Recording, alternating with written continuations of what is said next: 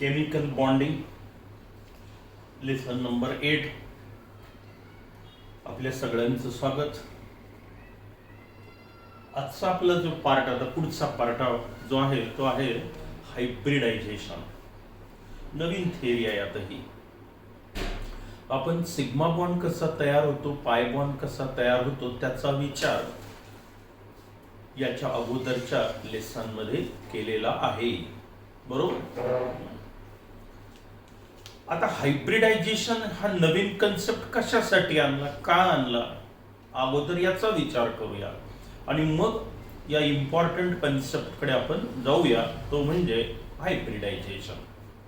त्याच्या अगोदर need of hybridisation. Need म्हणजे काय, गरज, किंवा हायब्रिडायझेशन या कन्सेप्टची गरज का भासली केमिस्ट्रीला. तर त्याचं कारण असं आहे की व्हॅलन्स बॉन्ड थिअरी जी अगोदर पाहिली, पहिली कोणती होती, लेविस-कोसेलची इलेक्ट्रॉनिक थिअरी ऑफ व्हॅलन्स. त्यात काही प्रॉब्लेम होते, मग आपण व्हॅलन्स बॉन्ड थिअरी मांडली. आता व्हॅलन्स बॉन्ड थिअरीमध्येही काही अडचणी आल्या आणि मग त्या दूर करण्यासाठी आपण हायब्रिडायझेशन हा कन्सेप्ट इंट्रोड्यूस केलेला आहे. कोणती अडचण आली मग, आपल्याला एक वाक्य आठवत असेल पा, पॉस्ट्युलेट्स ऑफ व्हॅलन्स बॉन्ड थिअरी काय आहे. दोन पॉस्ट्युलेट अतिशय महत्वाचे. कोव्हॅलेंट बॉन्ड कसा तयार होतो. A covalent bond is formed by the overlapping of atomic orbitals containing unpaired electron with opposite spin. आठवलं वाक्य. आणखी एक वाक्य होतं की एखादा ऍटम किती बॉन्ड तयार करू शकतो, त्याबद्दल कोणतं वाक्य होतं. The number of covalent bond formed by the atom is equal to the number of unpaired electron present in it. ज्या ऍटम मध्ये जेवढे अनपेअर्ड इलेक्ट्रॉन असतात तेवढे कोव्हॅलेंट बॉन्ड तो ऍटम तयार करू शकतो. कोणी सांगितलं, व्हॅलन्स बॉन्ड थिअरीनं आपल्याला सांगितलं. मग आता हे दोन वाक्य आपण लक्षात घेऊ आणि पुढचा पॉइंट आपण आता सुरू करूया. पहा, valence bond theory explain the formation of several molecule. बऱ्याच मॉलिक्यूलचं फॉर्मेशन बद्दल समाधानकारक उत्तर आपल्याला व्हॅलन्स बॉन्ड थिअरीनं दिलेलं आहे, यात शंकाच नाही. थिअरी बरोबरच आहे, काही बाबतीत मात्र त्याला उत्तर नाही देता आलं, म्हणून हायब्रिडायझेशन आलं. Valence bond theory explains the formation of several molecules, but it fails to explain the compound formed by the element like beryllium, atomic number 4, boron, atomic number 5, and carbon having atomic number 6. आठवतात मूलद्रव्य beryllium, boron आणि carbon. या beryllium, boron आणि कार्बननं जे काही compound तयार केले, जे मॉलिक्यूल तयार केले, त्याबद्दल या थिअरीला एक्सप्लेन करता येत नाही. कोणत्या, व्हॅलन्स बॉन्ड थिअरीला. ते एक्सप्लेन करण्यासाठी आपण हा नवीन कन्सेप्ट इंट्रोड्यूस केला, हायब्रिडायझेशन. हे नीड ऑफ हायब्रिडायझेशन अगोदर घेतोय आपण आणि मग आपण त्या हायब्रिडायझेशन कडे जाणार आहोत.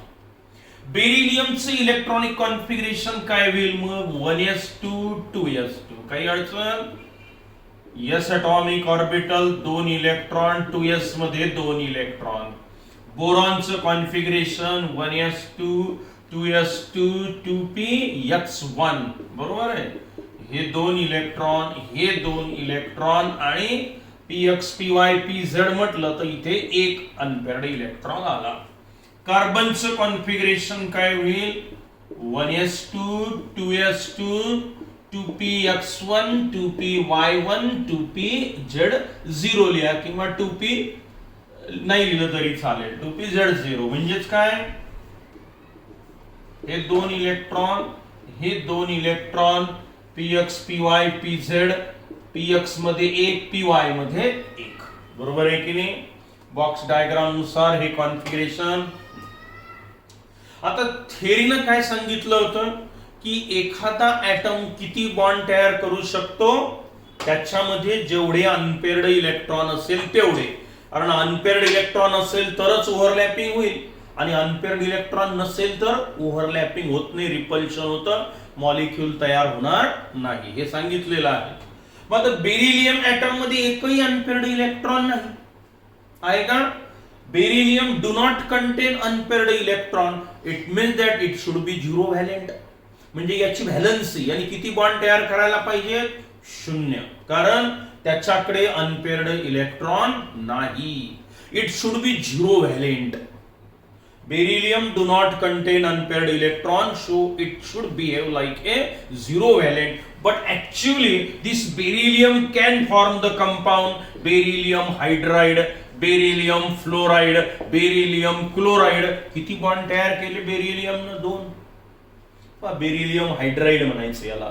हा बेरिलियम फ्लोराइड, बेरिलियम क्लोराइड. अरे बेरिलियम तो 2 बॉन्ड तयार करतो. हे स्टेबल कंपाऊंड आहेत आपल्याकडे. मग यांनी बॉन्ड कसे तयार केले? याच्याकडे तर अनपेअर्ड इलेक्ट्रॉनच नाही, मग ओव्हरलॅपिंग होणार नाही, मग बॉन्ड तयार होणार व्हायला नको होते थिअरीच्या म्हणण्याप्रमाणे. पण बेरिलियम असे कंपाऊंड आपल्याला दाखवतो.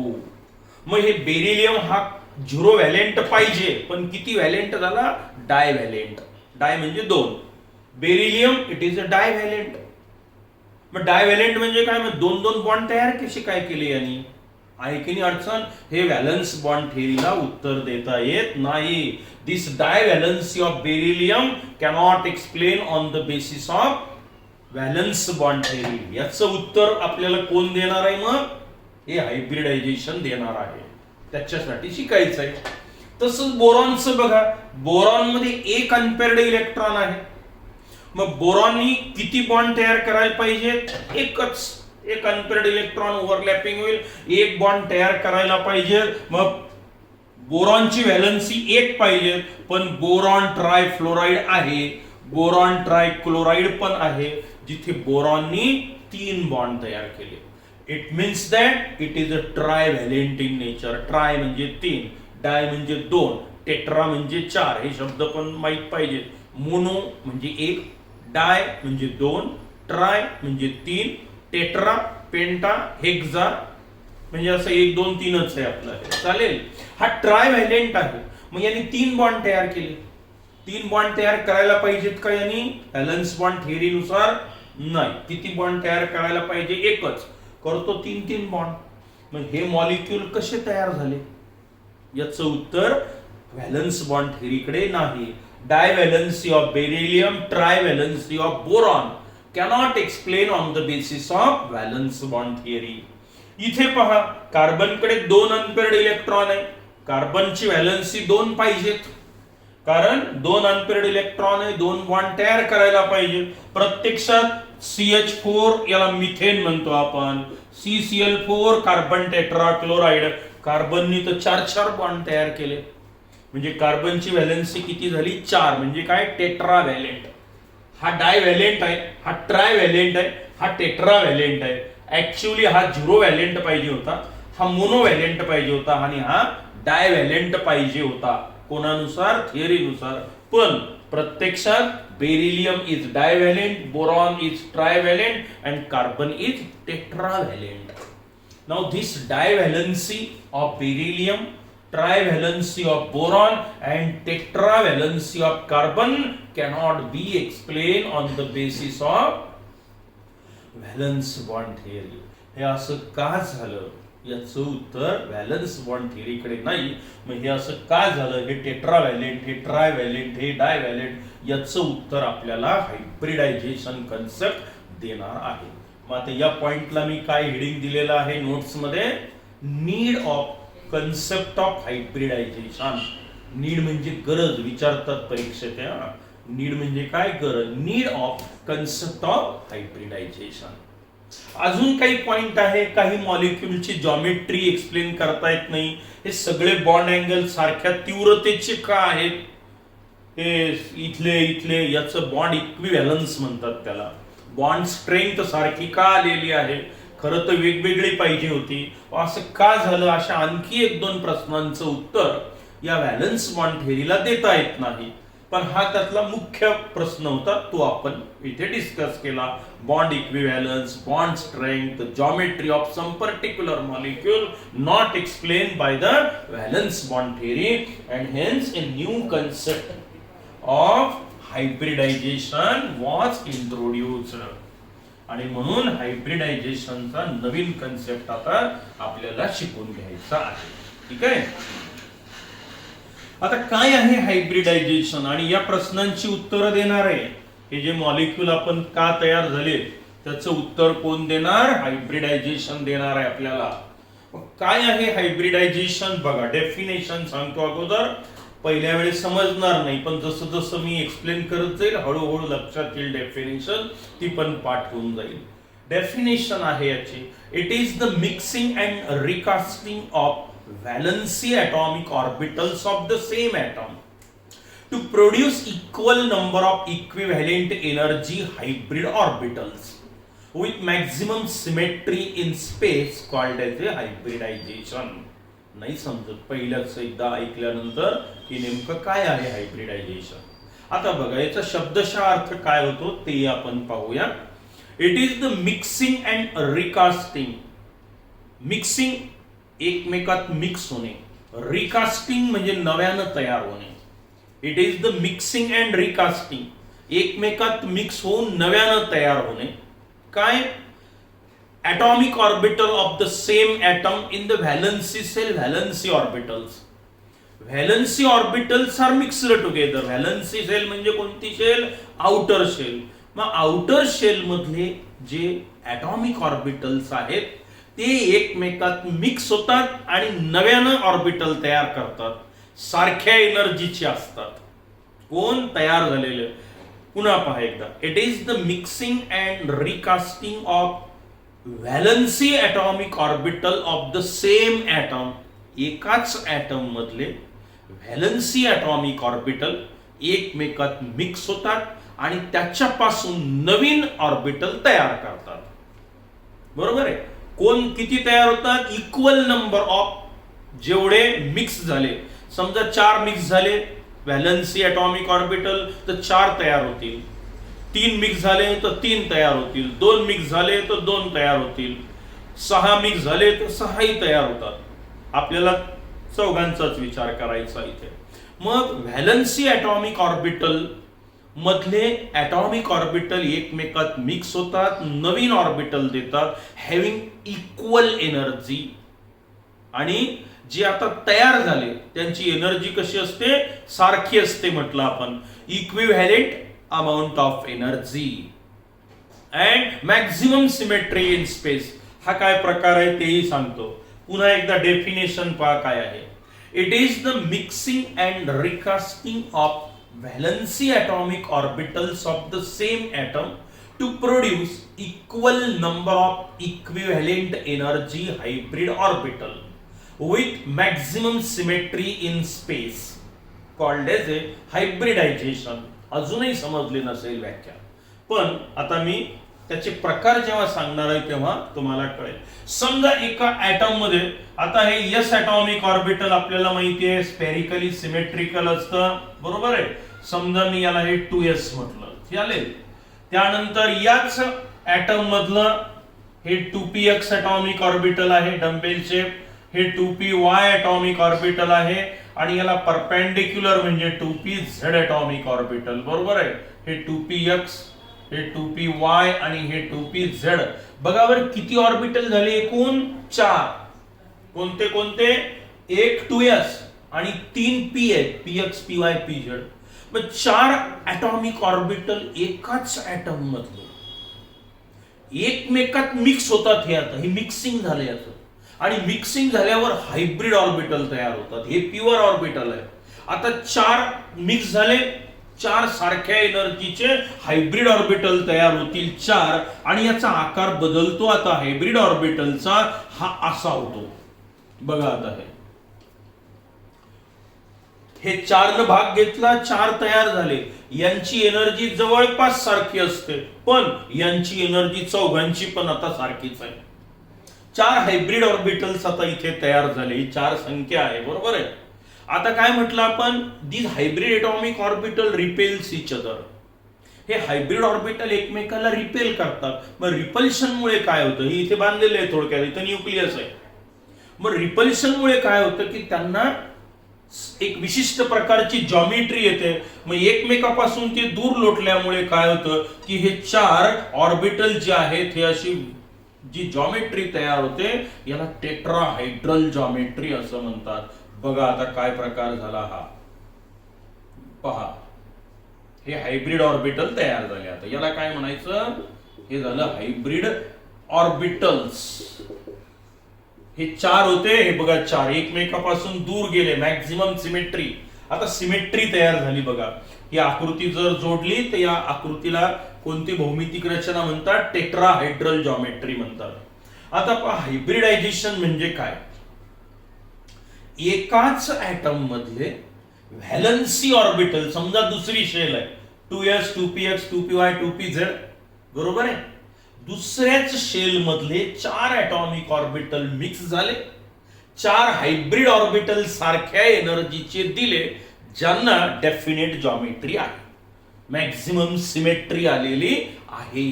हे आहे हायब्रिडायझेशन. पुन्हा पाहता समजते का व्याख्या, it is the mixing and recasting. Mix होणे, नव्यानं तयार होणे. काय, mixing and recasting of pure atomic orbitals of the same atom. हे pure atomic orbital of the same atom to produce. आता काय तयार झालं, टू प्रोड्यूस इक्वल नंबर, चार न भाग घेतला, चार तयार झाले.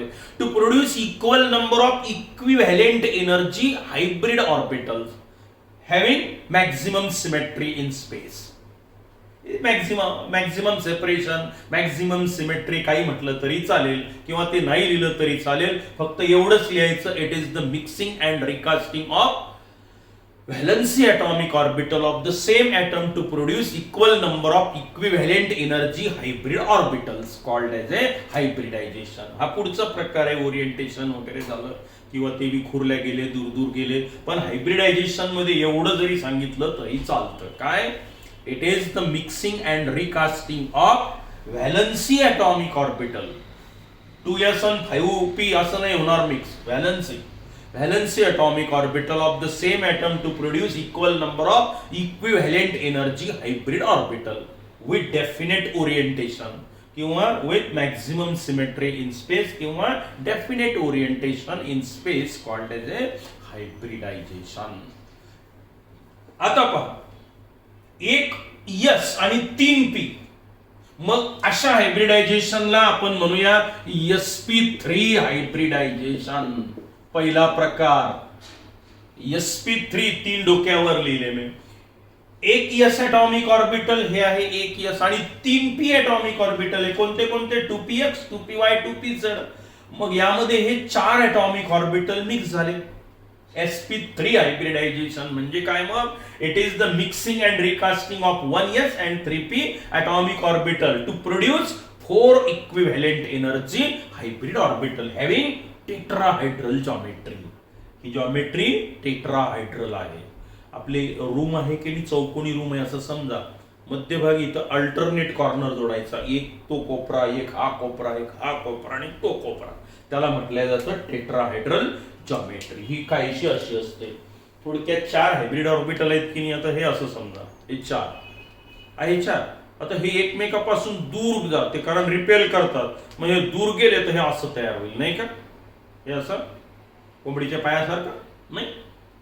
याला कोणती जॉमेट्री म्हणायचं, टेट्राहायड्रल. हा बॉन्ड अँगल असतो 109 डिग्री 28 मिनिट. हे पाठ करायचं फार महत्वाचं आहे. किती, 109 डिग्री 28 मिनिट. हे असे चार हायब्रिड ऑर्बिटल एकमेकापासून जास्तीत जास्त अंतरावर गेले. कोणती जॉमेट्री, टेट्राहायड्रल. मग या हायब्रिडायझेशनला मी काय म्हटलं, sp3 हायब्रिडायझेशन. यालाच कोणी कोणी टेट्राहायड्रल हायब्रिडायझेशन पण म्हणू शकतं, म्हणू द्या. अशी याची 3 एक्झाम्पल घ्यायचे आहेत आपल्याला या प्रकरणामध्ये. कोणते कोणते 3 घ्यायचे आहेत, असे मॉलिक्यूल कोणते तयार होतात.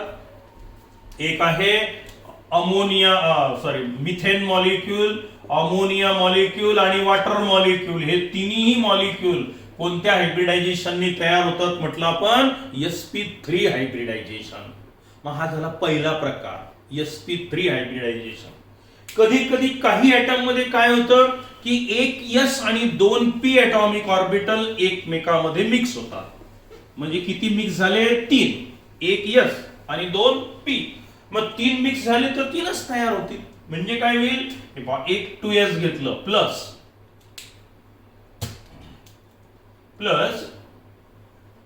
2px 2py. हे बघा हे 2px आणि हे 2py व्हॅलन्सी सेल मधले घेतले, दुसऱ्या सेल मधले घेऊया आपण. ठीक आहे. आता किती भाग घेऊन राहिले 3. कोणते कोणते एक s आणि 2 p. याला म्हणायचं मग आता sp2 हायब्रिडायझेशन. एक s आणि 2 p मिक्स झाले. आता तयार किती होतील 3 सारख्या एनर्जीचे हायब्रिड ऑर्बिटल तयार होतील. आणि हायब्रिड ऑर्बिटलचा आकार हे असा असतो. याला तुम्ही sp2 हायब्रिड एटॉमिक ऑर्बिटल म्हणू शकता. किती तयार झाले 3. मग 3 जर असेल तर हे एकमेकापासून जास्तीत जास्त अंतरावर जातील. हे असे दूर गेले. हे बघा 1, हे 2 आणि हे 3. हे sp2, हे sp2, हे sp2.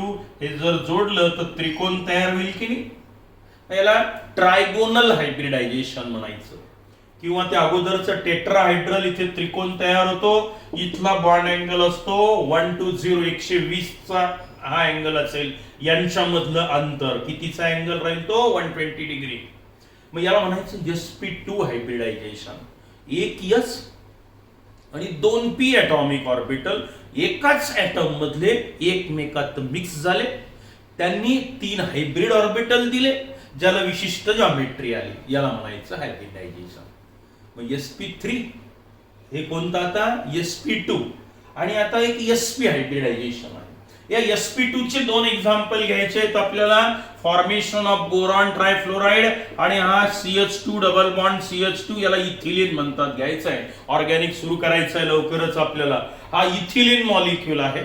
एक सिंगल बॉन्ड आहे.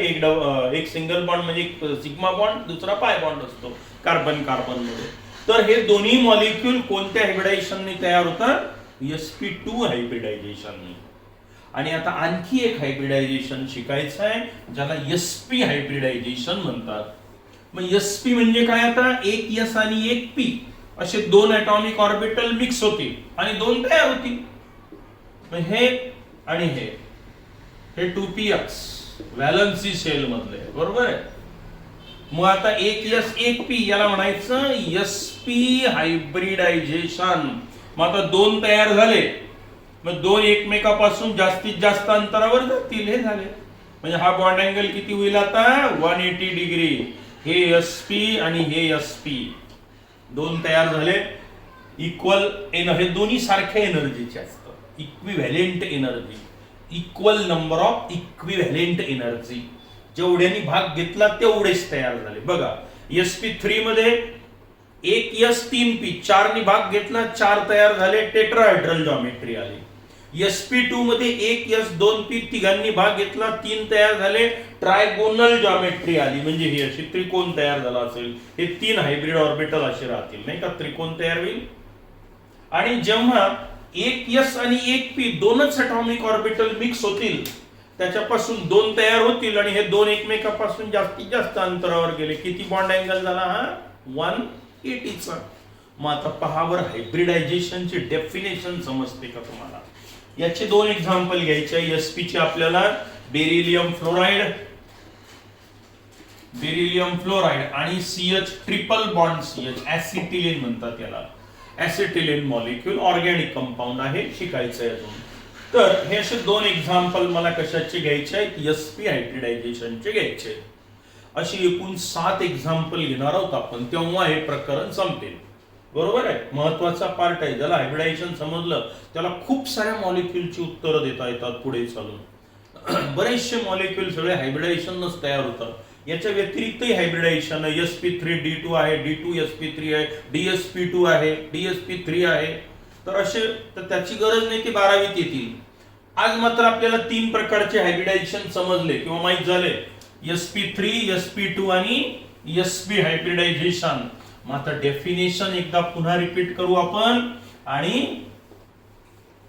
व्हिडिओची लांबी वाढेल, मग पुरे करू. इथे काय झालं पहा बरं आता. हायब्रिडायझेशन म्हणजे काय आहे की एकाच ऍटम मधले व्हॅलन्सी सेल मधले काही ॲटॉमिक ऑर्बिटल एकमेकात मिक्स होतात, त्याच्यापासून तेवढ्याच नंबरचे सारख्या एनर्जीचे हायब्रिड ऑर्बिटल तयार होतात आणि ते एकमेकाला रिपेल करत असल्यामुळे त्यांना विशिष्ट जॉमेट्री किंवा स्पेसमध्ये ओरिएंटेशन आलेलं असतं असं आपण म्हणतो. हे सगळे वाक्य एकत्र आणले की झाली हायब्रिडायझेशनची definition. It is the mixing and recasting of valency atomic orbitals of the same atom to produce equal number of equivalent energy hybrid orbital with maximum symmetry in space called as, or with maximum orientation or definite orientation in space called as a hybridization. Now on the basis of type and number of atomic orbitals which involve in hybridization, there are three types of hybridization: sp3 hybridization, sp2 hybridisation आणि sp hybridisation. इथे 3 example, इथे 2, इथे 2 असे 7 example घ्यायचे आहेत आपल्याला आता. म्हणजे हायब्रिडायझेशन कन्सेप्ट पण तुम्हाला समजेल. अजूनही समजली नसेल डेफिनेशन हरकत नाही, जेव्हा एक्झाम्पल येतील तेव्हा कळेल की हा याला म्हणायचं हायब्रिडायझेशन. आणि ज्या प्रश्नांची उत्तरं व्हॅलन्स बॉन्ड थेअरीला देता नाही आले ते कोणी दिले? हायब्रिडायझेशनने. ठीक आहे, व्हिडिओ आपण इथे पुरे करूया आणि लगेच दुसरा व्हिडिओ पुढचा हायब्रिडायझेशनचा आपण लेसन नंबर 9 मध्ये घेऊया. तोपर्यंत गुड बाय.